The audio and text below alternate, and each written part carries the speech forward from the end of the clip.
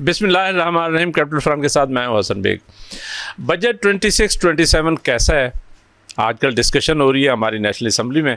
पाकिस्तान की मईशत की समत किधर जा रही है, नए बजट की डायरेक्शन क्या है, ग्रोथ या स्टेबलाइजेशन या IMF का जो कहा जा रहा है कि वो उन्हीं का ही बजट होता है। ज़ाहिर है आप जैसे कर्ज़ा लेते हैं तो फिर उससे उसकी बातें तो माननी पड़ेंगी और वो शायद गलत बातें भी ना करते हों। बिज़नेस कम्युनिटी क्या सोच रही है, क्या मुल्क की कर्ज़ों से भी जान छुड़ाई जा सकती है? लेकिन सबसे पहले अमेरिका ईरान जंग पे भी हमने बात करनी है।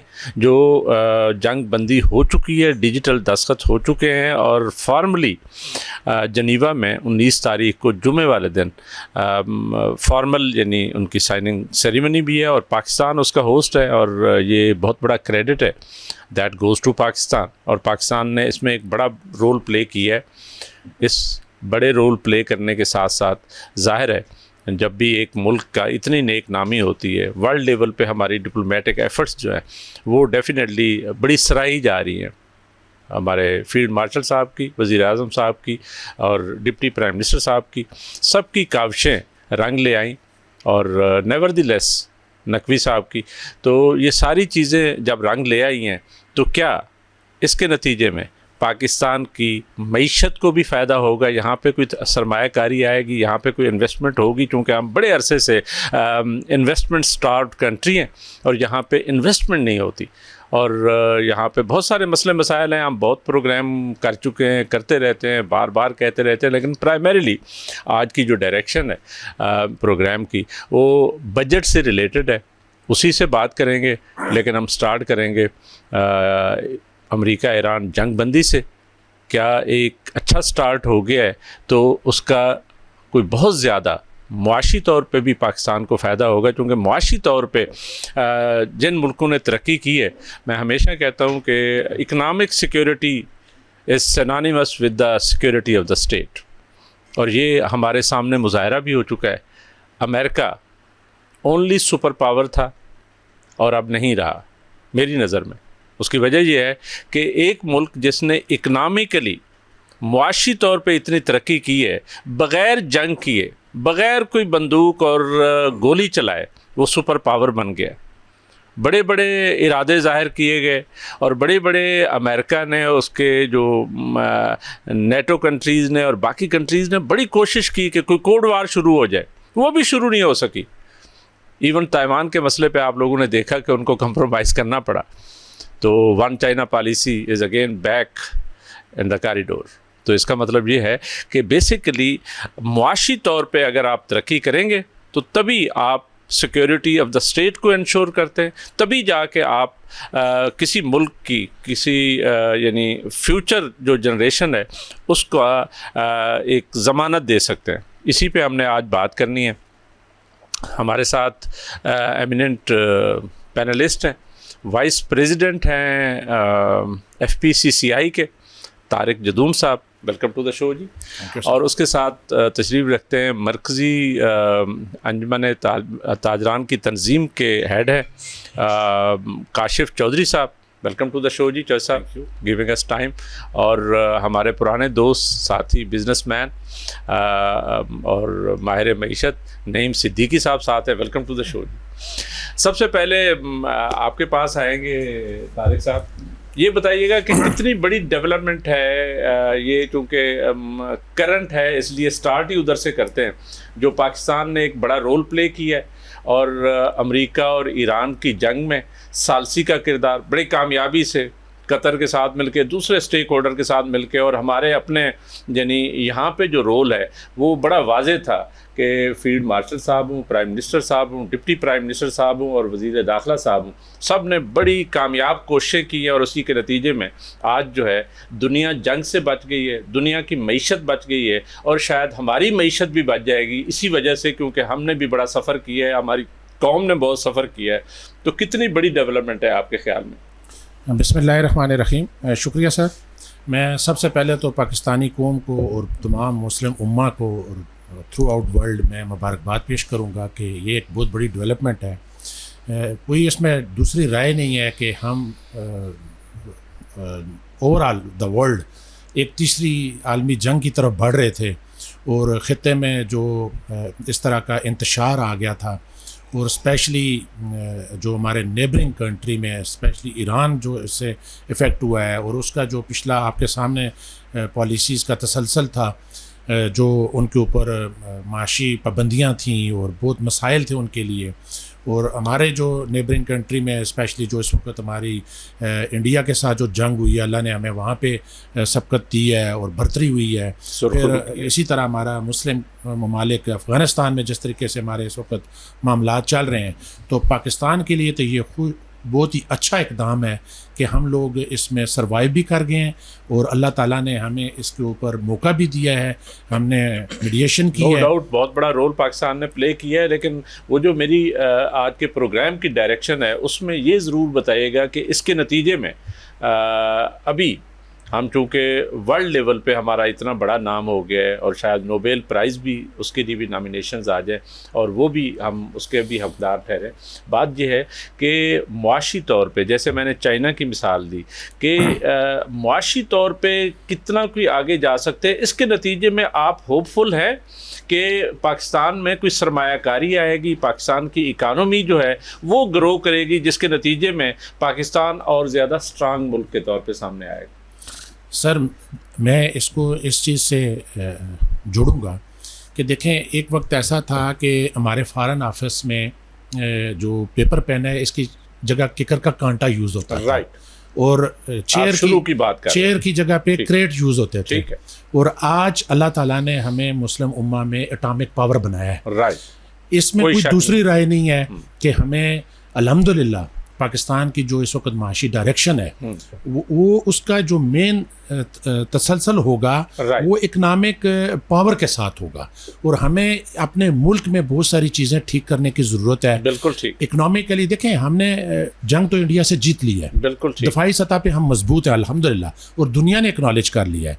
मगर जब तक हमारा मुल्क इकनॉमिकली मजबूत नहीं होगा तो हमें आगे बढ़ने में दुश्वारियाँ आएंगी। ये इतना बड़ा रोल प्ले करने के बाद हम एक्सपेक्ट करते हैं कि पाकिस्तान की मुआशी सूरत हाल बेहतर होगी। चौधरी साहब आपके पास आएंगे। सर, ये बताइएगा कि जो हम बात कर रहे हैं, इतनी बड़ी डेवलपमेंट हो गई है और इतना बड़ा एक यानी पाकिस्तान ने रोल प्ले किया है, ये मेरा ख्याल है पिछले 75-80 सालों में अगर देखा जाए। एक ज़माना वो था 70s में जब जुल्फ़िकार अली भुट्टो साहब एक मुस्लिम उम्मा को इकट्ठे कर रहे थे, और उस ज़माने से लेकर आज तक इतना बड़ा रोल शायद हमने प्ले नहीं किया। भुट्टो साहब के बाद ये सबसे बड़ा मौका आया है कि जहां हमने इतना बड़ा यानी सुपर पावर जहां पे जंग में है और हम सालिस बने हुए हैं। तो आप समझते हैं कि इसके नतीजे में हमारे बहुत सारे जो मुआशी डायरेक्शन है, जैसे तारिक साहब ने कहा कि हम डिफेंस के लिहाज से डेफिनेटली हम इम्प्रेग्नेबल डिफेंस है हमारा, कोई इसमें शक वाली बात नहीं, और हमने साबित किया है बार बार। लेकिन अब असल चीज़ जो इम्प्रेग्नेबल बनानी है वो है इकनॉमिक सिक्योरिटी। क्या हमारा ये भी इस तरफ भी कोई बहुत ज़्यादा फ़ायदा होगा इसके नतीजे में? ईरान अमेरिका सालसी और ईरान अमेरिका मुआहदे के ऊपर मैं सबसे पहले तो पाकिस्तानी कौम को और उम्मत मुस्लिमा को मुबारकबाद पेश करता हूँ, और मैं ये तवक्को और उम्मीद रखता हूँ कि ये जो ईरान अमेरिका मुआहदा है ये उम्मत मुस्लिमा की निशात सानिया का बायस बनेगा। और मैं पाकिस्तान के हुक्मरानों से, फील्ड मार्शल साहब से और वज़ीर आज़म पाकिस्तान से ये ज़रूर कहना चाहूँगा कि एक ऐसा मौका है कि अब पाकिस्तान को आगे बढ़कर जो पाकिस्तान सऊदीया दिफाई मुआहदा है उसके अंदर तुर्की को और उसके अंदर ईरान को भी शामिल करना चाहिए, और फिर इस सालसी का और इस मौके का फ़ायदा उठाते हुए पाकिस्तान, ईरान, तुर्की बिलखसूस और साथ सऊदी अरब को शामिल करते हुए हमें मुश्तरका दिफाई हिकमत अमली, मुश्तरका रिसर्च एंड डेवलपमेंट और इसी तरीके से हमें मुश्तरका मुआशी हिकमत अमली की तरफ भी जाना चाहिए। और फिर इस मुआहदे का फ़ायदा तो हम इस सूरत में उठा सकते हैं कि सऊदी और ईरान दोनों के पास तेल के ज़खायर और गैस के ज़खायर गल्फ़ के अंदर मौजूद हैं। पाकिस्तान की मुआशी सिमत उस सूरत में दुरुस्त हो सकती है और इस्तेहकाम आ सकता है कि ईरान पाकिस्तान गैस पाइपलाइन मनसूबा कि जिसको माजी के अंदर शुरू किया गया और फिर अमेरिका की पाबंदियों की वजह से वो ईरान के बॉर्डर तक गैस पाइपलाइन मौजूद है लेकिन आगे नहीं बढ़ सकी। अगर उस गैस पाइपलाइन को मुकम्मल कर लिया जाए तो पाकिस्तान की गैस की ज़रूरियात का 30 से 35% उस ईरान पाकिस्तान गैस पाइपलाइन मंसूबे से मुकम्मल हो सकता है, और उसके नतीजे में यकीनन पाकिस्तान के अंदर पैदावारी लागत कम होगी, पाकिस्तान के अंदर मुआशी इस्तेहकाम आएगा। और फिर ये नहीं, ईरान के साथ अब तो हमें खुलेआम पेट्रोल की तिजारत भी करनी चाहिए, इसलिए कि आप देखिए आज के दिन भी अगर हम बलूचिस्तान की बात करें तो जो पेट्रोल यहाँ 450 रुपये लीटर मिलता है वहाँ पे 150 और 200 रुपये लीटर है। तो क्यों हम अपने डॉलर्स को ज़ाया करते हैं? हमें ईरान से भी और इसी तरीके से सऊदी अरब को भी अब हमें तेल देना चाहिए, ताकि उस पेट्रोलियम की मसनूआत की वजह से, जो इस वक्त पेट्रोलियम लेवी का हमने बजट के अंदर 1700 अरब का टारगेट रखा है, और पेट्रोल महंगा होने से मोबिलिटी महंगी होती है, पेट्रोल महंगा होने से पैदावारी लागत बढ़ती है, और पेट्रोल एक ऐसी चीज़ है जो एक आम गरीब आदमी से लेकर अमीर आदमी की जिंदगी पे असर डालती है, उससे गाड़ी चलती है। हाँ, तो मैं समझता हूँ कि हमें मुआशी इस्तेहकाम के लिए इस मुआहदे का फ़ायदा उठाना चाहिए, और अगर हमने ये मौका ज़ाया कर दिया तो फिर मौके दोबारा नहीं आते। और मैं एक और बात कहना चाहता हूँ, देखिए हमने अपनी ज़िंदगी के अंदर 3-4 चीज़ें देखी हैं कि पहले यही पाकिस्तान था कि जिसने अफ़गानिस्तान के साथ मिलकर दुनिया की एक सुपर पावर रशिया को शिकस्त दी, फिर यही पाकिस्तान था जिसने अफ़गानिस्तान के साथ मिलकर नेटो के ममालिक को अफ़गानिस्तान में शिकस्त दी, फिर इस पाकिस्तान ने मार के हक की शक्ल में हिंदुस्तान को शिकस्त दी, और अब ये पाकिस्तान दुनिया की सुपर पावर अमरीका, ईरान की मज़ाहमत और ईरान के लोगों की जुर्रत और हिम्मत और कुर्बानियों की बदौलत आज उस अमरीका को ईरान के साथ मुआहदा करना पड़ रहा है, और उसके अंदर पाकिस्तान का एक कुलीदी किरदार है। तो हमें अपनी इस खित्ते के अंदर अहमियत और पोजीशन को समझते हुए इसको पाकिस्तान में मुआशी इस्तेहकाम लाने के लिए इस्तेमाल करना चाहिए। आपने बड़ी खूबसूरत बात की है, और वो जो हम बात हमेशा करते रहते हैं, बेसिकली तो हमने बजट को शायद डिस्कस करना था, लेकिन मैंने कहा स्टार्ट इससे करते हैं कि अल्टीमेटली हमारा जो एनलार्ज रोल है, जो बड़ा रोल है, उसके नतीजे में हमें फ़ायदा होगा। डेफिनेटली आपने बहुत खूबसूरत बातें की हैं नईम सिद्दीकी साहब। ये जो बात की है कि इतने बड़े रोल के बाद हमें मुआशी तौर पर फ़ायदा होगा, उसमें चौधरी साहब ने बड़ी खूबसूरत बात ये की कि IP गैस पाइपलाइन, जो ईरान पाकिस्तान गैस पाइपलाइन है, उसका ख्वाब पूरा होना चाहिए। वो आपको मालूम है कि इंटरनेशनल आर्बिट्रेशन में गई हुई है, वहाँ पे ये मामला $18 बिलियन का मामला है, और डेफिनेटली अब तो खैर डिफरेंट सिचुएशन हो चुकी है, और हम इसका फ़ायदा उठाते हुए हमें, जैसे चौधरी साहब ने भी कहा, तारिक साहब ने भी कहा, तो ये जो मिडल ईस्ट है उसके साथ हमारी क्लोज कोऑपरेशन एंड डिफेंस और इकनॉमिक कोऑपरेशन वो बेहतर होगी, और उसके नतीजे में शायद IP गैस पाइपलाइन बन जाए। आप कैसे देख रहे हैं? जी बिल्कुल, जैसे बाकी दोस्तों ने कहा, बात ऐसी है। मैं भी पाकिस्तानी कौम को और मुबारकबाद देता हूँ, ख़ास तौर पे हमारे जो आर्मी चीफ़ हैं, उन्होंने जिस तरह इसमें, जिसको कहते हैं ना, मिलिटरीली और पॉलिटिकली इसको जिस तरह हैंडल किया है, और पाकिस्तान ने एक ऐसे पॉइंट पे दोनों मुल्कों को लेके आया जो कि नाकाबिले यकीन सूरत हाल थी एक टाइम पे। जिस तरह सदर ट्रंप के बयानात आ रहे थे, उसे लगता था ये काम कभी ख़त्म होगा ही नहीं, लेकिन अल्हम्दुलिल्लाह तो वो हम भी थोड़े से यानी वो कर रहे थे, परेशान थे कि इजराइल की वजह से कहीं पे अमेरिका हो सकता है वो मुआहदा ना करे, लेकिन वो अल्टीमेटली मेरा ख्याल है इजराइल को जवाब दिया ट्रंप ने, और पाकिस्तान का भी बड़ा देखिए स्टेक था इसमें। पाकिस्तान का ईरान के साथ हमारे तल्लुकात, पहला पाकिस्तान को रिकॉग्नाइज करने वाला मुल्क है, हमारा मुसलमान भाई है, और हमारे इतनी बड़ी मईशत है, और देखिए हमसाए माँ जाए होते हैं, हमसायों का हक हमेशा पहले होता है। आपने देखा लास्ट SCO कॉन्फ्रेंस हुई थी,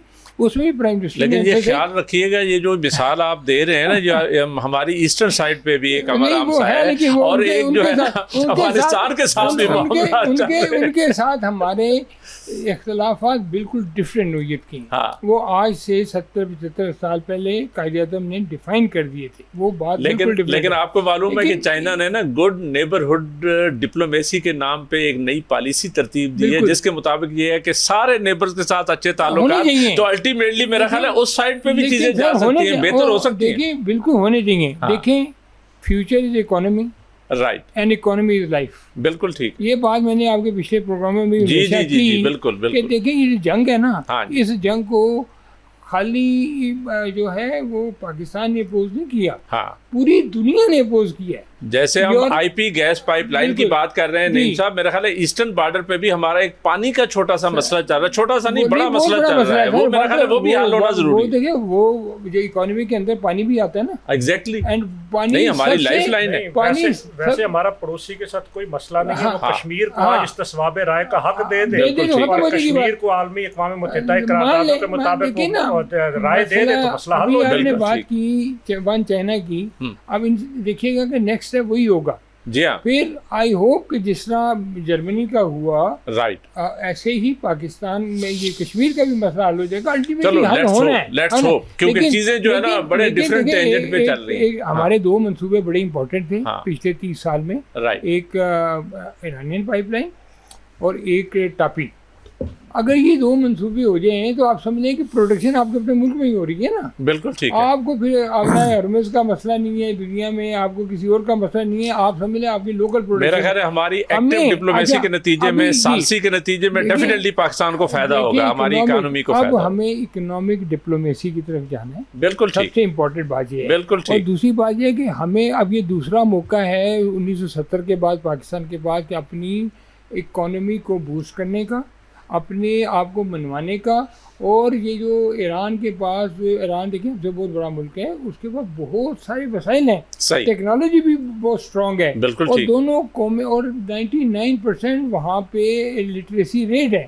तो हमें अब हमारे लिए पूरा खिता, यानी कि इस मिडल ईस्ट, राइट, और सेंट्रल एशिया, बिल्कुल ठीक, ये सारा, और इधर चाइना, ये पूरा खिता हमारे लिए खुल गया। ठीक हो, and we have an open chance and open market. इसका हमें फायदा उठाना है, असल बात ये है कि इसका फायदा उठाना। अब क्या है, हो तो गया हमारा, लेकिन हम इसका कैसे फायदा उठा सकते हैं, हम अपने मुल्क की इकोनॉमी कैसे बेहतर कर सकते हैं, हम अपने जो अवाम है उनको रोजगार, पॉलिसी मेकर्स हैं वो बैठ के जो है, और हमारे पॉलिसी मेकर, देखिए इससे फायदा क्या होने वाला है, इससे फायदा ये होगा सर, आपका इन्फ्लेशन का प्रेशर आपका रिड्यूस होता है। चले इसमें नईम भाई आते हैं, निटी ग्रिटी पे आते हैं। अभी बजट 26-27 पे तारिक साहब बात करनी थी, जो हमारा मौजूद था, ये चूँकि एक नई डेवलपमेंट थी, मैंने कहा सबसे पहले इस पर बात कर लेते हैं। और उसके नतीजे में जो इकनॉमिक रिफ्लेक्शन है, जो पाकिस्तान का इकनॉमिक फ्यूचर हमें नज़र आता है, इसके नतीजे में शायद बहुत बेहतर होगा हमारी एक्टिव डिप्लोमेसी के नतीजे में। ये बताएगा कि 26-27 का बजट, आपकी भी आरा शामिल होंगी, ताजरान की भी होंगी आई एम श्योर, और सबसे बड़े स्टेक होल्डर जो है ना यहाँ के अवाम हैं, और आप लोग उनको रिप्रेजेंट कर रहे हैं, ताजरों को। तो ये बताएगा कि कैसा है ओवरऑल, यानी गवर्नमेंट तो ये कहती है हमने कोई ग्रोथ ओरिएंटेड जो है ना ये एक बजट दिया है, कुछ कहते हैं नहीं ये सिर्फ स्टेबलाइजेशन का बजट है, ये ग्रोथ ओरिएंटेड नहीं है। तीसरा जो तनकीद होती है, नहीं जी ये तो IMF का बजट है, उसने रिकवरियाँ करनी है तो उसके लिए दिया गया। आप कैसे देखते हैं? बिल्कुल सर, इसमें कोई शक नहीं है कि IMF का शिकंजा तो अभी तक स्टिल हमारे ऊपर है। जब तक हम इस शिकंजे से बाहर गले में डाला हुआ है, और जब तक इससे बाहर नहीं आएंगे, हमारी आज़ाद पॉलिसीज़ नहीं होंगी, तो तब तक इकनॉमिकली हमें ग्रोथ में दुश्वारियाँ आएंगी। सही। मगर जो इस वक्त पिछले 2 बजट जो इनके पिछले थे, और अभी ये तीसरा बजट, प्राइम मिनिस्टर साहब का तो 5वां बजट था, मगर चूंकि गवर्नमेंट का जो है ना वो तीसरा है, फिनांस मिनिस्टर साहब का तीसरा बजट था, राइट। तो इसमें जो इनकी माशी टीम है, उन्होंने अपने हद तक तो कोशिश की है कि कुछ बैलेंस किया जाए। ओके।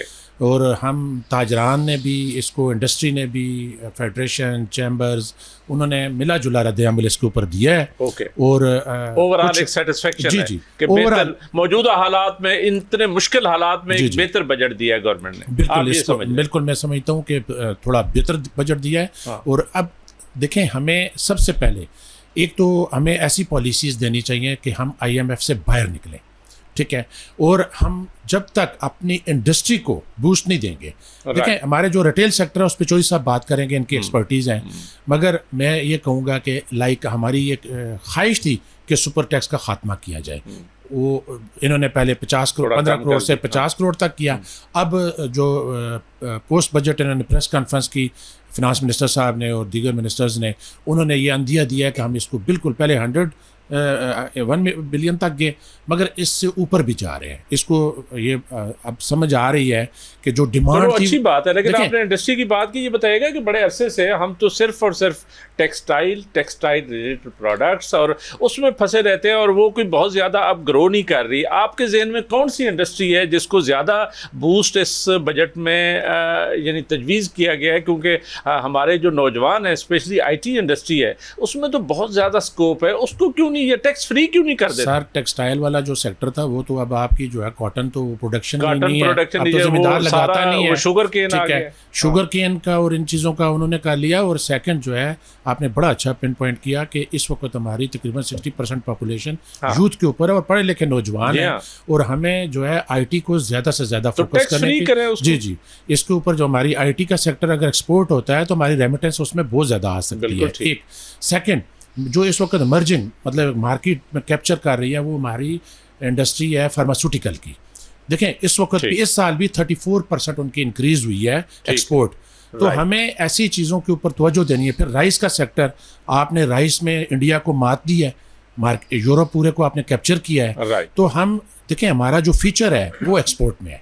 ज़्यादा से ज़्यादा इंडस्ट्री इस मुल्क में लगे, इंडस्ट्रियल जोन बने, इकोनॉमिक जोन बनने चाहिए। अब अल्लाह ताला ने आपको देखें, सबसे पहले तो लॉ एंड ऑर्डर की सिचुएशन को मुल्क के अंदर कंट्रोल वो तो सबसे पहले है। क्यों चौधरी साहब आप समझते हैं कि ये जो डायरेक्शन है, हमने जैसे पहले अपने सेगमेंट में जो हमारी डिप्लोमेसी है और उसके नतीजे में आप समझते हैं कि अभी हमारा ये जो ताजरान जो है, आप जिसको रिप्रेजेंट कर रहे हैं, ये जो बजट आया है, क्या उसमें कोई ताजरों के हवाले से, क्योंकि हर दूसरे चौथे दिन ताजर तो गरीब जो है ना महंगाई के हाथों खैर आवाम मारी गई है, इन्फ्लेशन इतना ज़्यादा हो गया है, तो ताजर क्या समझते हैं कि ये बेहतर बजट है? देखिए, मैं अगर इस बजट के ऊपर, और ये चूँकि मौजूदा हुक्मरानों का 5वां बजट है, तो इस बजट के अंदर भी अगर आप सारे आदाद व शुमार को देख लें तो ये महंगाई को बढ़ाने का, ये गुर्बत में इजाफे का, बेरोज़गारी को फैलाने का, सनतों की बंदिश का और कारोबारों के खसारे का बजट है। इस बजट के अंदर कहीं कोई ग्रोथ तारिक साहब कह रहे हैं सुपर टैक्स पे इन्होंने कुछ किया है, और बाकी सुपर टैक्स तो किसका मामला है? सुपर टैक्स तो इस मुल्क के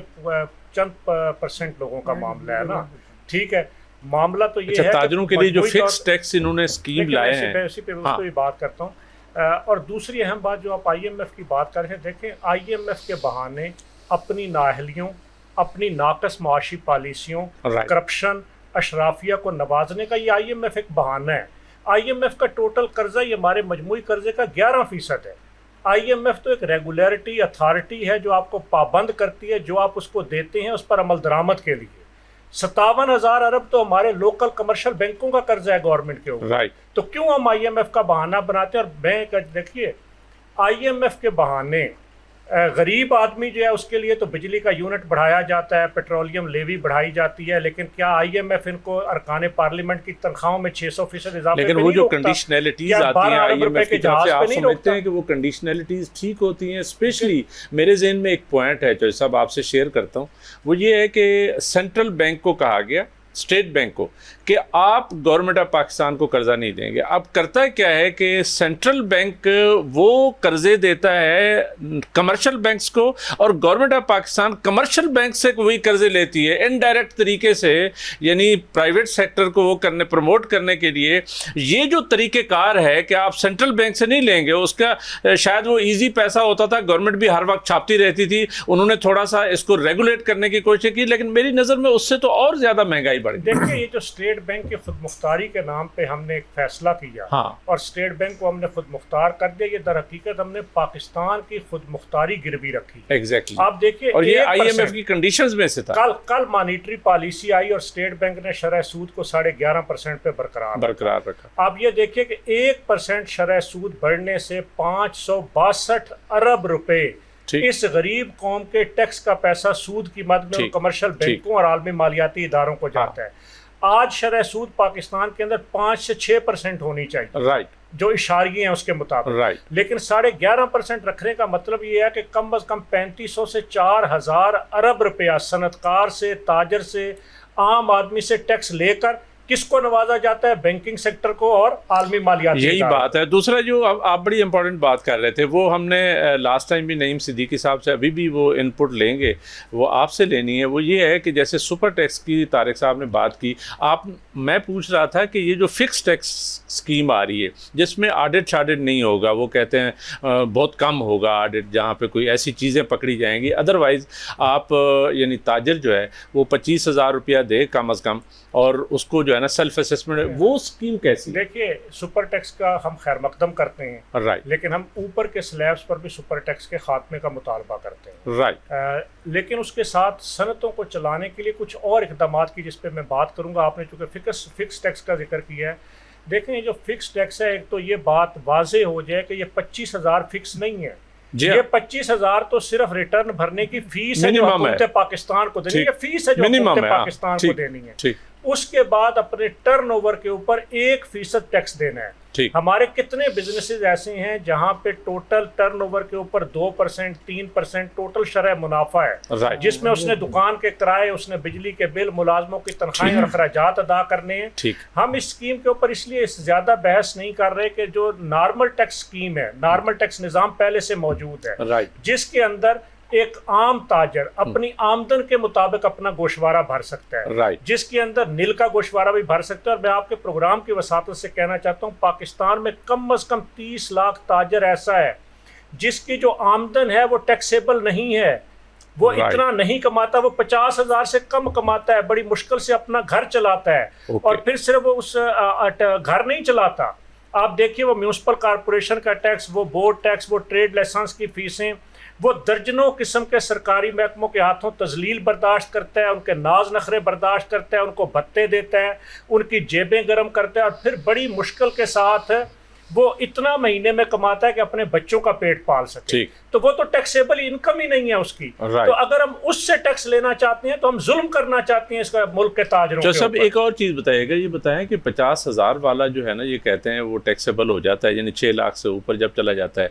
आप ये वाली चीज़, यानी जितना इन्फ्लेशन हो चुका है, जितनी महंगाई हो चुकी है, जितनी चीज़ें हो चुकी हैं, क्या ये स्लैब ठीक है 6 लाख? देखिए, हमने इसके अंदर तफसीली तजावीज़ वजारत ख़जाना को दी। 2 महीने तक हमारी डिस्कशन वजारत ख़जाना के साथ रही, लेकिन वो डिस्कशन जरूर करते हैं, लेकिन करते अपनी मर्जी हैं। हमने उनको ये कहा कि महंगाई के तनासब मुझे लगता है उनके बस में भी नहीं होता, आगे कहीं से कोई अप्रूवल नहीं। देखिए, बहुत कुछ उनके बस में होता है, ये बहाने बनाए जाते हैं। 6 लाख की हद को 15 लाख करना तो उनके बस में था। मैंने उनको ये कहा कि आप हमें 1.25 लाख रुपए, 12 लाख ही कर देते, 1 लाख रुपए आमदन पे मैंने उनको कहा कि आप मुझे किसी एक घर का बजट बना के दिखा दी, सही, कि जो अपने घर का किराया भी दे, इतनी महंगी बिजली का बिल भी दे, बच्चों की तालीम और ग्रासरी के अखराजात 1 लाख रुपए में इस वक्त पूरे नहीं होते। 1 लाख रुपए वाले को मैं समझता हूँ इस वक्त वो ज़कात का मुस्तहिक हो चुका है, जो मुल्क की महंगाई की सूरत हाल है। तो कम से कम 12 से 15 लाख रुपया जो है वो इनकम कम से कम टैक्सेबल नहीं होना चाहिए। ठीक है, बिल्कुल सही आपने कहा। उन्होंने टैक्सेबल रखा है, ऊपर वाले स्लैब भी दुरुस्त नहीं किए। टैक्स की शरह देखिए, 29% से लेके 60% इनकम टैक्स है कंपनीज और कारपोरेट सेक्टर के ऊपर। जब तक इस शरह को कम नहीं करेंगे, कैसे कारोबार तरक्की करेगा, कैसे मईशत का? नहीं, आप सही फरमा रहे हैं। क्यों नईम साहब, ये बताएं कि ये जो मिनिमम वेजेस हैं, वो तो गवर्नमेंट कहती है कि आप 40,000 तक ये 10% बढ़ाएंगे, 40,000। अच्छा, बात ये है कि मिनिमम वेज जो है ना, वो कहते हैं एक मजदूर के लिए, गरीब रोटी खा सके, उसके लिए इतनी रखी हुई है। और टैक्सेबल इनकम जो है ना, वो 50,000, 51,000 से शुरू हो जाती है पर मंथ अगर कमा रहा है। तो आपको कैसा लगता है कि ये स्लैब जो है ना, ये ठीक है, इतने अरसे से चल रही है? सर, बात ये है कि जो बहुत ही मोहतरम लीडर बैठे हैं, मुल्क को रिप्रेजेंट कर रहे हैं, मैं थोड़ी सी बातें करूंगा, शायद उससे इनको इख्तलाफ भी हो, लेकिन एज ए बिजनेसमैन नहीं, मुझे ये लगा है कि तारिक साहब जो है ना, जो इंडस्ट्री वाला सेक्टर है ना, वो बहुत ज्यादा परेशान नहीं है। ये जो छोटा ताजर है ना, ये बहुत परेशान। आपको बताएं कि कल पहले इंडस्ट्री के ऊपर एक बम उन्होंने फेंका था, लेकिन कल कोई कमेटी की मीटिंग हुई है तो उसमें वो रिलीज हुआ है। आज मैं आपको जो शुरू बात करूँ, AOP पाकिस्तान में 85% जो कंपनीज है ना, वो AOP है, 15-16% जो है ना लिमिटेड कंपनी है। ठीक। बुनियादी बात यह है कि एक एग्जम्पशन पहले मिलती थी 46A में सेक्शन 153 की, जिसमें जो आप माल इंपोर्ट करते हैं और उसके बाद जब आगे बेचती हैं तो जो इंपोर्ट पे सेल टैक्स दिया होता है वो जब आगे किसी को बेचते हैं तो वो सेल टैक्स आप को नहीं उस पर काटना पड़ता। ठीक है, यानी कि आप वो उसकी आपको एग्जम्पशन 153 के तहत लेके 153 के तहत। अब उन्होंने ये किया कि AOP के ऊपर 153 की एग्जम्पशन ही ख़त्म कर दी है। अच्छा, अब मुझे ये बताएं कि ये जो स्टील है, दूसरे बिजनेसेस हैं, वो तो AOP तो और इंडिविजुअल तो 85% से ज़्यादा है। अब ये बुनियादी बात है इंडस्ट्री के लिए। आज ही मेरी सुबह मुझे फीडबैक दी इंडस्ट्री वाले कि ये 153 की एग्जम्पशन अगर ख़त्म कर देंगे तो कैश फ्लो मैनेजमेंट कहाँ से होगा? तो ये आप एकदम उठती हैं और कहते हैं अगले बजट में ये एग्जम्पशन हम ख़त्म कर रहे हैं, तो लोग कैसे कारोबार करेंगे, लोगों को पैसा कैसे आएगा? तो ये सब बड़ी इंपॉर्टेंट है कि आपकी कंसिस्टेंट पॉलिसी जब तक नहीं होगी, आप जो आपने एग्जम्पशन AOP जो है उसको और लिमिटेड कंपनी की एग्जम्पशन बराबर की होनी चाहिए, क्योंकि यहाँ पे AOP की मकदार तो ज़्यादा है। दूसरी बात, अब हम ये करने जा रहे हैं कि ये जो ताजर स्कीम है, अब ये हमारे लीडरों ने वो मुझे तो पता है, आप उसके मुखालिफ हैं। देखें, एक आदमी जो आपके गांव में या आपके उधर इलाके में जिसकी सालाना टर्नओवर ही 5 लाख रुपए, ठीक, या 10 लाख रुपए, राइट, वो 25,000 पे किस बात का टैक्स देगा? ठीक, किस तरह देगा? जैसे बड़े सही बात की है काशी साहब ने कि इधर तो जो है ना आपके खर्चे ही पूरे नहीं होते, दुकानों के किराए नहीं होते, रोज़ आप छापे मारते हैं, लोगों को पकड़ते हैं। मुझे ये बताएं कि 20 करोड़ रुपए वाला कैसे छोटा ताजर हो सकता है? राइट, सिर्फ 3 से 4% पूरे पाकिस्तान में लोग हैं जो 20 करोड़ का रिटर्न देते हैं। ठीक, इसकी वजह पूछने क्या है? जो देखिए कुछ टेक्निकल चीज़ें हैं, अगर आप रिटर्न 20 करोड़ की देते हो तो आपकी सेल होगी। आपने तो अपने हाथ कटा के ITO के हवाले कर दिए कि हमने 20 करोड़ की सेल किया, अब उसकी मर्जी है कि आप क्या प्रॉफिट लगाए, उसकी मर्जी है कौन से खर्चे ऑन करे, किराया रखे, एम्प्लॉयज़ की तरह एक्नॉलेज ना करे। लेकिन जो सबसे इम्पोर्टेंट बात ये है कि मैं ये पूछता हूँ कि सेल टैक्स में भी एग्जम्पशन है। जो बंदा 20 करोड़ की टर्नओवर करेगा तो उसे सेल टैक्स का हिसाब नहीं देना उसने, वो सेल टैक्स का हिसाब कैसे देगा? वो मेरा मतलब है किसी नॉन सेल टैक्स वाले खरीदता है या किसी सेल टैक्स वाले खरीदता है, वो अपनी इनपुट कैसे डालेगा? ये सब बहुत बड़ी इसमें एम्बिग्यूटी है। फिर एक छोटा ताजर भी वही टैक्स दे, एक बड़ा ताजर भी वही, तो हम हमेशा तनकीद करते हैं। काशिफ साहब ने बात की है, तो इस पर देखें नॉर्मलीज आएंगी। ये तो scheme at the face of it बड़ी अच्छी लग रही है, लेकिन जब वो ताजर जो कि टैक्सेबल है ही नहीं, टैक्स देने ही नहीं इसने, वो 25,000 भी क्यों दे भाई? सवाल ये पैदा होता है। और दूसरी बात ये है सर, देखिए बड़ी इंपॉर्टेंट बात है, हमेशा कानून मुल्क में ये होना चाहिए टैक्स टू टैक्सेबल, यानी कि जिसमें टैक्स लगता है प्रोग्रेसिव टैक्सेशन होनी चाहिए ना। आप रिग्रेसिव टैक्स रेजिम क्यों लेके आते हैं? ठीक है, आप क्यों इनडायरेक्ट टैक्सेशन में डालते हैं? ऑयल प्राइस बढ़ती है तो मोटरसाइकिल वाला भी वही दे रहा है और मर्सिडीज वाला भी। जो होलसेलर एंड ट्रेडर्स हैं, क्योंकि काजी साहब इस बिजनेस में हैं, इनको पता है 2-3%, मैं कहता हूँ 5% लगाना सही। और 5% भी अगर आप प्रॉफिट लगाते हैं ग्रॉस, तो उस दुकान का किराया पूरा नहीं करता, इसमें कोई शक नहीं। There are so many hidden areas.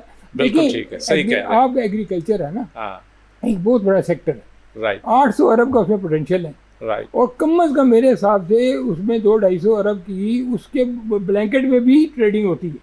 तो भाई आप उधर देखें जाके, इस बजट में कौन सा नया टैक्स उन लोगों पे लगाया जो टैक्स रेट में नहीं है?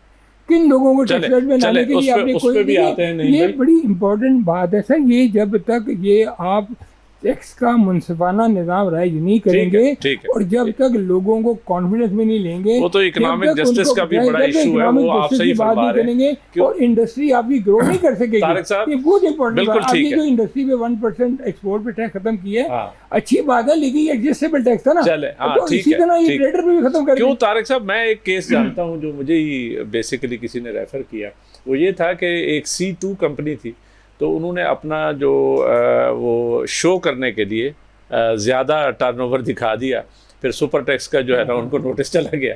तो वो कहते हैं जी हम तो, हमारी इनकम नहीं थी, हम C2 बनना चाहते थे या C1 आना चाहते थे, तो इसलिए हमने ये शो कर दी। मैंने कहा आप भुगते। बात ये करनी थी कि रियल एस्टेट सेक्टर में आपको मालूम है कि यहाँ पे वो जो हमारी इनफॉर्मल इकानमी है या हिडन इकानमी है वो ज़ाहिर है बड़ी हरकत में आती है, और उसमें ज़ाहिर है ये भी कंसेप्ट है कि फ़ाइलें चलती हैं और ये एक आइडल सेक्टर है जिसमें कोई प्रोग्रेस नहीं होती। लेकिन अगर कंस्ट्रक्शन की तरफ चले जाएँ, यानी आम जो फ़ाइलों से निकल के कंस्ट्रक्शन में आ जाए, तो डेफिनेटली उसमें तो 30-40 इंडस्ट्री चलती है। तो रियल एस्टेट सेक्टर में अभी गवर्नमेंट ने कोई थोड़ा सा ना ग्रोथ को इंश्योर करने के लिए थोड़ी ग्रोथ हो, तो उन्होंने कुछ थोड़ी सी रियायत दी है। तो इस पे आपका क्या आइडिया है कि ये काम ठीक किया है, इससे और ज़्यादा होना चाहिए था, या ये है कि ठीक है मौजूदा हालात में जितना भी हुआ है रियल एस्टेट में थोड़ा बहुत टैक्स जो है ना इन्होंने करने की कोशिश की है, नॉर्मलाइज करने की कोशिश की है? मैं सर इसमें कहूँगा कि थोड़ा सा नहीं किया, माशाल्लाह 50% टैक्सेस रिड्यूस किए हैं, और हमें इस चीज़ को एडमिट करना चाहिए। देखें, मैं थोड़ा सा इसका एनालिसिस करूँगा। आप 2018 से लेके 2021 तक की जो गवर्नमेंट थी उसके जो तरीका वारदात था वो आप चेक करें, और मैं उसको तरीका वारदात कह रहा हूँ। अच्छा, देखें, आप 80% डिफ़ॉल्ट की तरफ बढ़ चुके थे। आप तज्जिए होते तो ओपन टीवी पे ऊपर बैठ के, ठीक, अखबारात में तज्जिए आते थे, हमारी जो इकोनॉमिक पॉलिसियाँ थी उस वक्त। लेकिन कोविड दरमियान में आया, कोविड के दौरान जो है ना खान साहब ने एक एमनेस्टी स्कीम दे दी और कंस्ट्रक्शन को कंस्ट्रक्शन इंडस्ट्री का दर्जा दे दिया। देखिए, उसमें अगर कुछ जिस वजह से ग्रोथ बहुत ज़्यादा हो गई, ग्रोथ हुई थी, मगर आपका जो पैसा इंडस्ट्री से और दूसरे सेक्टर से निकल के सारा रियल एस्टेट में चला गया आपकी। अच्छा, नहीं, देखिए उस ज़माने में ये कहा जाता था कि चूँकि रीजनल जो हमारी कंट्रीज़ से वो बंद पड़े हुए थे और यहाँ पे फैसलाबाद में हमारी इंडस्ट्री चल रही थी, जिस वजह से हमारी एक्सपोर्ट्स बढ़ गई थी। मैं इस चीज़ की तरफ आऊँगा। देखिए, इस वक्त हमने रियल एस्टेट में अगर थोड़ा सा पैकेज दिया भी है तो उससे ये फ़ायदा होगा कि जो उसके साथ अलाइड इंडस्ट्रीज़ हैं वो उनको तकवीयत मिलेगी। और सेकंड देखें, एक सिर्फ ये नहीं है कि प्लाटों से निकल के कंस्ट्रक्शन की तरफ, कंस्ट्रक्शन में, और नहीं, जो हमारे ऑलरेडी हमारे ऐसे कुछ सेक्टर्स हैं, कुछ चीज़ें कंस्ट्रक्शन में थी और रास्ते में ही वही ड्रॉप हो गई और वो कंप्लीशन की तरफ नहीं बढ़ सकी थी, टैक्सेस इतने हाई हो गए थे और चीज़ें हो गई थी, लोगों ने उसका एतमाद ख़त्म हो गया था। अब ये है कि वो यूनिट मुकम्मल हो जाएंगे और पैसा दोबारा मार्केट में सर्कुलेट होगा, उससे मैशियत भी बेहतर होगी। और सेकंड में ये कहूँगा सर, हमें रीत के शेयर्स बढ़ गए। देखें, मैं रीत के शेयर्स के बारे में तो कुछ कहूँगा नहीं अभी, क्योंकि उस पर तबसरा नहीं कर सकता, मगर आपने जो फाइलों के बारे में बात की है सर, ये बड़ा कॉम्प्लिकेटेड क्वेश्चन है। हमें इस मुल्क में एक ऐसी कानून साजी की ज़रूरत है जो लोगों के साथ जुल्म होता है, ज़्यादती होती है। देखिए, अगर मेरे अभी नैब ने किया है ना, मुझे खुशी हुई है इसके ऊपर। देखें, नैब जो अच्छा काम कर रही है, हमें उसकी तारीफ भी करनी चाहिए। और हमारे पास चेयरमैन साहब आए थे, उन्होंने कहा कि भाई पिछला टाइम था, लोगों की पगड़ियाँ उछाली जाती थी, जेलों में डाला जाता था, हमने उससे डबल ट्रिपल रिकवरी की है, मगर किसी की पगड़ी नहीं उछाली। मगर इस वक्त जो पगड़ी की तो ये सूरत हाल थी कि इनका साबिक डीजी जो है, आपको याद होगा, वो उस गरीब ने खुदकुशी कर ली थी। ऐसा ही है। मगर सर बात यह है कि जो फाइलों का इस वक्त धंधा है मार्केट में, उसके ऊपर गवर्नमेंट को कानून साजी करनी चाहिए। मैं तो ये तजवीज़ करूँगा कि जिसके पास अगर 1000 प्लाट है, 1001 प्लाट बेचता है, तो उसको उम्र कैद की सजा देनी चाहिए। देखें, लोगों के साथ ज्यादती होती है, लोगों से नाजायज़ पैसा बटोरा जाता है और फिर बाद में उसका कोई वजूद नहीं होता। एक बंदा, उसके पास ज़ीरो इकानमी होती है, कोई उसका वो नहीं होता, मगर चंद ही महीनों में वो बिलियनियर बन जाता है, मर्सिडीज़ों के ऊपर और BMW के ऊपर घूमता है। तो देखना चाहिए ना ये किधर से आया, क्या हुआ, इसका चेक एंड बैलेंस होना चाहिए। लेकिन ये रियल एस्टेट का जो चौसा बिजनेस है ना, ये वर्ल्ड ओवर आप भी जाते रहते हैं, आपका भी एक्सपोजर है, लंदन से लेकर टोरंटो से लेकर वाशिंगटन तक, और यानी ऑस्ट्रेलिया और चाइना में चले जाएं, तो इंडिया में चले जाएं, तो हर जगह पे ये जो बिलियनियर का कंसेप्ट है, ये स्पेस एक्स, तो ये टेक्नोलॉजी तो अभी आई है, उससे पहले था यही कि जहाँ पे मैंने देखा है कि कोई रियल एस्टेट में कोई काम कर रहा है, चूँकि आबादी बढ़ती रहती है, उनकी डिमांड बढ़ती रहती है, वो बहुत कमा जाते हैं और उसमें बहुत ज़्यादा वो होता है। तो आपको ये कैसा मूव लगी है गवर्नमेंट ऑफ पाकिस्तान? देखिए, पाकिस्तान में मुआशी पहिए को चलाने के लिए रियल एस्टेट के सेक्टर को चलाया जाए तो उससे 80 से ज़ायद इंडस्ट्रीज़ उसके साथ चलती हैं। ठीक। अच्छा, एक अनपढ़ मजदूर से लेकर एक पढ़े लिखे इंजीनियर तक को रोज़गार मिलता है। अच्छा, इस बजट के अंदर गवर्नमेंट ने 10 करोड़ रुपए से जायद की कीमत वाली जायदाद की खरीदारी पर तो टैक्सेस को 50% कम कर दिया है। ठीक। लेकिन अब प्रॉब्लम एक हो गई है, टेक्निकल प्रॉब्लम। राइट, कि बजाय इसके कि वो जो तमाम स्लैब्स थे उस पे टैक्सेस की शरह को 50% कम किया जाता, जो हमारा मुतालबा था और जिस पे हम कई मीटिंग्स कर चुके थे। इन्होंने 10 करोड़ से जायद की जायदाद वाली का जो स्लैब्स थे 5.5% टैक्स, और इसी तरीके से दूसरी तरफ 2.5% टैक्स था, उसको 50% कम करके नीचे वाले स्लैब्स के लिए भी उसी टैक्स को फिक्स कर दिया। राइट। इसलिए हम मुतालबा करते हैं कि अभी बजट पास होना है, अनामलीज कमेटीज इस वक्त बनी हुई हैं, तो नीचे वाले जो स्लैब्स हैं, बस जिसके ऊपर टैक्स पहले लगता ही 1.5% था, तो वो तो 0.75% होना चाहिए था। आप एक ऐसा मुतालबा कर रहे हैं जिस पे पता नहीं हमारे, मैं डर के ये बात करता हूँ कहीं पे मुझे ही ना बुला लें, पार्लिमान के पास पता नहीं इख्तियार कितना है, क्योंकि सबसे पहले तो डॉक्यूमेंट बनता है, IMF वाले अप्रूव करते हैं, उससे डिविएशन पता नहीं कितना हमारा पार्लिमान कर सकता है। कर सकता है। देखिए ये इन्होंने क्यों किया, इसलिए कि इसके नतीजे में रेवेन्यू आना बंद हो गया था, ठीक, पूरी मईशत का पहिया रुक गया। हाँ, रुक गया। अच्छा, अब देखिए ना, एक तरफ इन्होंने 10 करोड़ से जायद की जायदाद के ऊपर तो 50% 236K और 236C को कम किया। हमारा मुतालबा है कि निचले स्लैब्स पे कम किया जाए। अच्छा, दूसरी अहम बात, इस वक्त मशरिक़ वस्ता की जंग की सूरत हाल के अंदर पाकिस्तान में सरमाया आ सकता है, राइट, दुबई की मार्केट से सरमाया पाकिस्तान आ सकता है, लेकिन इसी बजट में एक नया काम कर दिया गया कि 10 करोड़ से जायद की जायदाद अगर आप खरीदेंगे तो आपको उसकी आमदन का पूरा प्रूफ देना होगा, राइट। अच्छा, अब ये एक नया पंडोरा बॉक्स खोलेंगे और ब्लैकमेलिंग, रिश्वत और एक करप्शन का नया रास्ता खुलेगा इसके नतीजे। प्रूफ नहीं मांगना चाहिए, ठीक है। देखिए, प्रूफ एक बैरून मुल्क मुकीम पाकिस्तानी है, पहले वो पाकिस्तान आके अपनी आमदन का प्रूफ देता रहेगा, उसके बाद जायदाद खरीदेगा तो बेहतर समझेगा कि वो दुबई में या दुनिया के किसी और मुल्क में जायदाद खरीद ले। जब वो यहाँ जायदाद खरीदेगा, वो यहाँ पे टैक्स देगा, आपकी इकानमी के अंदर पैसा आएगा, तो आपको तो इंसेंटिव देना चाहिए कि वो पाकिस्तान आके किसी तरीके से यहाँ पे डॉलर आना चाहिए, फॉरेक्स आना चाहिए। क्यों नहीं भाई, टाइम का कहा जा रहा है कम है, तो ये बताइएगा कि ये जो रियल 7E को हमारी जो FCC है, फेडरल कॉन्स्टिट्यूशन को, उसने खत्म उड़ा दिया, उस पर बड़े इख्तलाफात थे, और अभी जो है ना इसमें भी कहीं ना कहीं रियल एस्टेट में भी रियायत बरती जा रही है। ये जो साहब बात कर रहे हैं, ये असल में कोई इस पे यानी डिस्कशन हो सकती है कि ये जो सबूत की बात है, बात ये है कि आप कहीं पे भी जाएंगे, अब UAE है, उसने तो वेलकम किया है, मतलब ग्रे लिस्ट में भी रहे हैं, हम भी ग्रे लिस्ट में रहे हैं, और यहाँ पे बहुत सारे और भी इश्यूज हैं, लेकिन हकीकत बात ये है कि उस वक्त तक आपके पास पैसा नहीं आता जब तक आप फैसिलिटेट नहीं करते। आप कहते हैं बस ले आओ यार, खैर है, एक ज़माने में जो है ना फॉरेन एक्सचेंज बेरर सर्टिफिकेट हुआ करते थे, और वो उसका कोई नहीं पूछता था, तो उस तरह की कोई स्कीम क्यों नहीं ले आते ताकि रिजर्व बढ़े, कोई चीज़ें बढ़े, कोई काम चले। आपने बड़ी अच्छी बात याद कराई, जब हम एक्सपोर्ट करते थे 80s की बात है, हाँ जी, तो उस ज़माने में FEBCs होते थे, ट्रेवलर चेक्स होते थे। अच्छा, फिर बशीर साहब के ज़माने में आपको पता ना एक पीरा कानून था जिसमें आप जितने मर्जी रेमिटेंस बाहर से लें, जितना आज भी बैंकों से पूछे ना तो पाकिस्तान में पैसा भेजने में इतनी प्रॉब्लम नहीं है जितनी पाकिस्तान में पैसा लाने में प्रॉब्लम है। 50 लाख से ऊपर की रेमिटेंस आती है वो रोक लेती हैं। जब यहाँ पे एक मुश्किल दौर चल रहा था, जब डिफॉल्ट की बातें हो रही थी, वो तारिक साहब ने कहा, उस जमाने में आपको याद होगा हमारी फॉरेन एक्सचेंज कंपनीज एसोसिएशन ने कहा कि हम आपको, आप IMF के जाने के बजाय हम आपको $5 बिलियन पर मंथ देने को अरेंज करने को तैयार है, आप हमें फैसिलिटेट करें। गवर्नमेंट ऑफ पाकिस्तान ने क्यों नहीं किया? अभी देखें बाहर के जो लोगों की जायदादें हैं, जो बड़ी बड़ी जायदादों के भी हमने CBT माफ़ कर दिया है, उसके ऊपर भी आहिस्ता आहिस्ता रिलैक्सेशन करें। तो भाई जैसे इन्होंने कहा है कि पाकिस्तान में जो रेमिटेंस है उसको इनकरेज करें ताकि लोग पाकिस्तान में यहाँ पे पैसा लाएं। अब बाहर जो पाकिस्तानी बैठा है वो पाकिस्तान में, पहली बात तो यही कि पाकिस्तान में जितनी, लेकिन यहाँ पे नहीं भाई बहुत सारे इश्यूज हैं। अभी आपने देखा CCD ने क्या किया उधर चकवाल में, यहाँ बाहर से गरीब आदमी आता है, एयरपोर्ट से निकलते हैं उसको लूट, ये बड़े इश्यूज हैं यहाँ पे। जब तक लॉ एंड ऑर्डर बेहतर नहीं करेंगे, दहशतगर्दी पे काबू, good governance, law and order और ये इम्प्लीमेंटेशन ऑफ द पॉलिसी।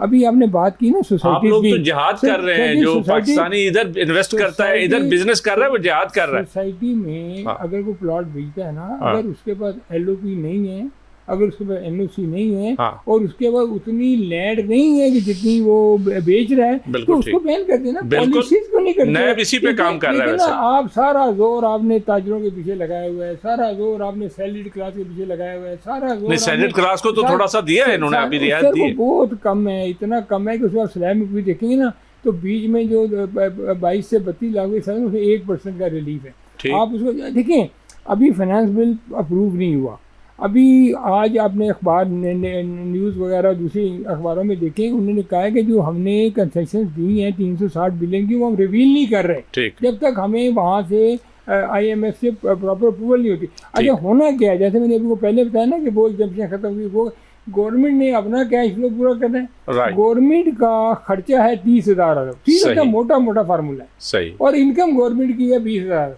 नहीं, ठीक है ना सर। अब वो जो 10,000 अरब है वो गवर्नमेंट ने लोन ही लेना है ना, बिल्कुल ठीक है, लोन ही लेना है। फायदा दो जगह हो सकता है।